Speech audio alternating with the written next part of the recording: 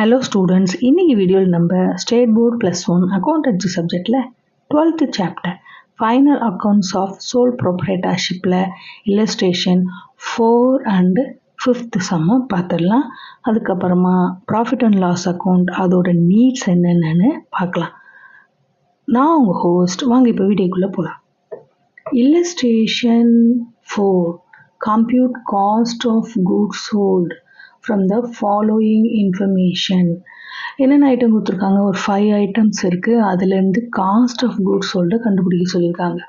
இப்போ cost of goods சோல்டுக்கு என்னென்ன ஐட்டத்தை ஆட் பண்ணணும்? ஃபார்முலா பாருங்கள். Opening stock, purchases, direct expenses இதெல்லாம் ஆட் பண்ணி க்ளோசிங் ஸ்டாக்கை மைனஸ் பண்ணணும்.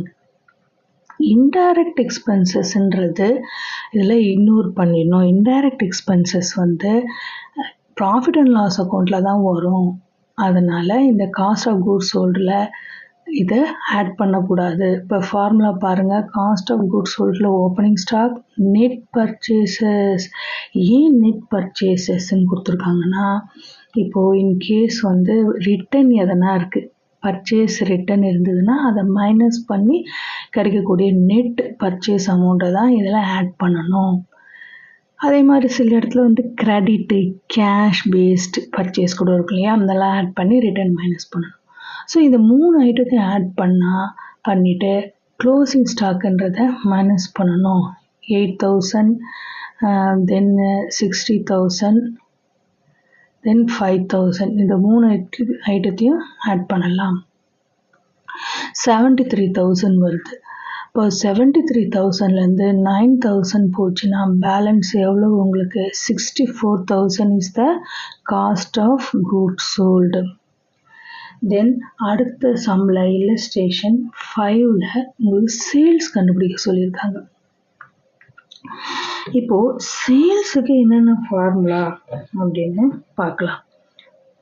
பாருங்கள், இதில் find out the amount of sales, opening stock, அப்புறம் பர்ச்சேஸ் லெஸ் ரிட்டன், அவங்களே பர்ச்சேஸ் லெஸ் ரிட்டனு கொடுத்துட்ருக்காங்க.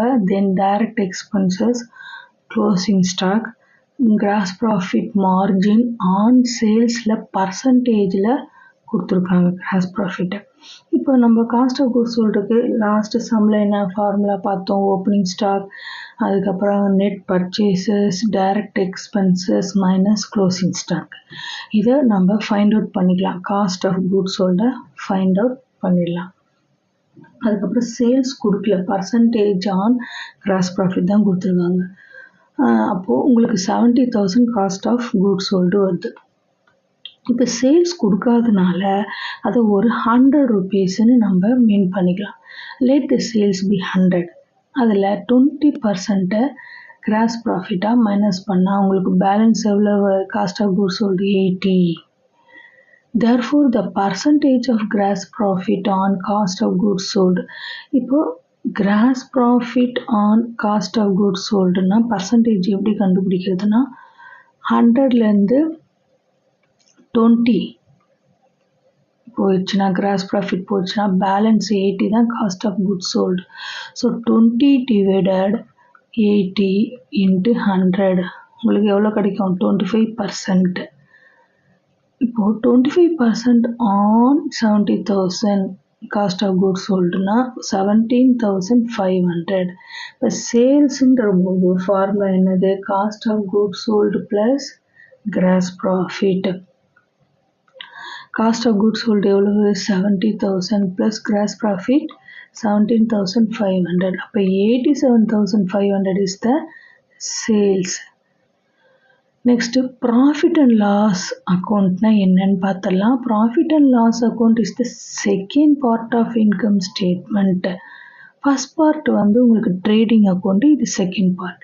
It is a nominal account in nature. A business entity is interested in knowing not only the gross profit but also the net profit earned or net loss incurred during the year. இப்போ உங்களுக்கு business என்டிட்டியில் வெறும் gross profit கண்டுபிடிச்சா இல்லை loss கண்டுபிடிச்சா பத்தாது, net நிகர லாபம்னு சொல்லுவாங்க, net profit or லாஸும் கண்டுபிடிக்கிறோம். Hence profit and loss account is prepared to ascertain the net profit or net loss during the year. அதனால தான் இந்த ப்ராஃபிட் அண்ட் லாஸ் அக்கௌண்ட்டை போடுறாங்க. Profit and loss account contains all items of indirect expenses and losses, indirect incomes and gains, in addition to gross profit or gross loss pertaining to the accounting period. என்னென்னலாம் இன்டைரக்டான business, இன்டைரக்டான expenses என்னென்ன, இன்டைரக்டான incomes என்னென்ன, இது ரெண்டுத்துக்கும் உள்ள டிஃப்ரென்ஸை தான் net ப்ராஃபிட்டா இல்லை லாஸான்னு கண்டுபிடிக்கணும். The difference is net profit or net loss. According to Professor Carter, a profit and loss account is an account into which all gains and losses are collected in order to ascertain the excess of gains over the losses or vice versa. உங்களுக்கு எக்ஸஸாக gain இருக்கா இல்லை loss இருக்கா அப்படின்றது கண்டுபிடிக்கிறதுக்கு தான் இந்த profit and loss அக்கௌண்ட்டை ப்ரிப்பேர் பண்ணுறோம். சரி, இதோட தேவைகள் என்ன, நீடு என்ன அப்படின்றத பார்க்கலாம். என்னென்ன டோட்டலாக உங்களுக்கு 4 பாயிண்ட்ஸ் இருக்குது. ஒன் பை ஒன் பார்த்துடலாம். Profit and loss account prepared for the following purposes. First point வந்து ascertainment of net profit or net loss. The profit and loss account discloses the net profit available to the proprietor owner. Who is the proprietor owner? Or net loss to be borne by him. Ascertainment not to find out profitability helps in planning for the growth and the efficiency of a business enterprises.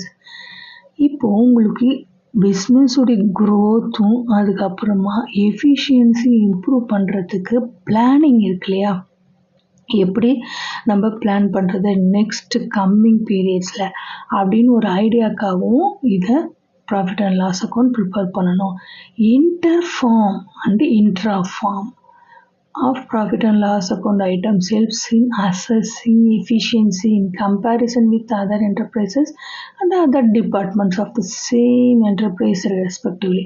Interna என்னது, உங்களுக்கு with other enterprises, இப்போ ஒரு பிஸ்னஸோட இன்னொரு other பிஸ்னஸை compare பண்ணுறது, அதை intra ஐஎன்டிஆர்னா within the company, கம்பெனிக்குள்ளே ஒவ்வொரு department இருக்கும் இல்லையா, அந்த டிபார்ட்மெண்ட்டில் என்னென்ன எஃபிஷியன்சி இம்ப்ரூவ்மெண்ட் இருக்குது, இப்போ சேல்ஸு, பர்ச்சேஸு, ஃபினான்ஸு, அந்த மாதிரி டிபார்ட்மெண்ட்டுக்குள்ளே லாஸ்ட் இயருக்கும் இந்த இயருக்கும் என்னென்ன இம்ப்ரூவ்மெண்ட் பண்ணலாம் கம்பேர் பண்ணுறதுக்கு இன்ட்ரா ஃபார்ம் கம்பேரிசனுக்காகவும் இந்த பிஎன்எல் அக்கௌண்ட்டு தேவைப்படுது.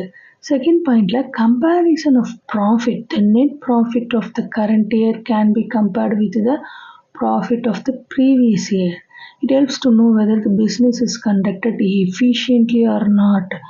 அது மட்டும் இல்லாமல் இந்த பிஸ்னஸை கரண்ட் இயருக்கும் ப்ரீவியஸ் இயருக்கும் கம்பேர் பண்ணும்போது எஃபிஷியண்ட்டாக பிஸ்னஸ் நடக்குதா இல்லையான்றதை செக் பண்ணிக்கலாம். Then control on expenses. Profit and loss account helps in comparing various expenses with the expenses of the previous years. The percentage of individual expenses to net sales can be calculated and compared with the similar ratios of previous years. Such a comparison will be helpful in taking effective steps for controlling unnecessary expenses. இப்போ தேவையில்லாத எக்ஸ்பென்சஸை control பண்ணுறதுக்கும் அதை limit பண்ணுறதுக்கும் இந்த profit and loss account யூஸ்ஃபுல்லாக இருக்குது. Then helpful in the preparation of balance sheet.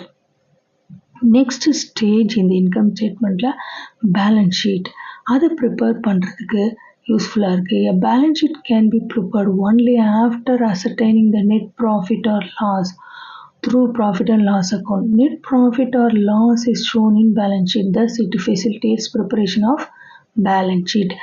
இப்போ cross ப்ராஃபிட்டையோ இல்லை கிராஸ் லாஸையோ கொண்டு வர முடியாது. இதில் பேலன்ஸ் ஷீட்டில் இருப்பு நிலை குறிப்பு last stage of final accounts, அது வந்து ஒரு ஸ்டேட்மெண்ட் அக்கௌண்ட் இல்லை. அதுக்கு இந்த ப்ராஃபிட்டை நெட் ப்ராஃபிட்டா இல்லை நெட் லாஸா அப்படின்றது தான் கொண்டு வர முடியும். ஓகே ஸ்டூடெண்ட்ஸ், இந்த வீடியோவில் நம்ம ப்ராஃபிட் அண்ட் லாஸ் அக்கௌண்ட்டு தென் நீட்ஸ்லாம் பார்த்துட்டோம். அதுக்கப்புறம் அந்த ப்ரிப்பரேஷன் ஆஃப் ஐட்டம்ஸு, ஃபார்மேட்டு இதெல்லாம் நெக்ஸ்ட் வீடியோவில் பார்த்துடலாம். இந்த வீடியோ உங்களுக்கு பிடிச்சிருந்தா லைக், ஷேர், சப்ஸ்கிரைப் பண்ணுங்கள். தேங்க்யூ.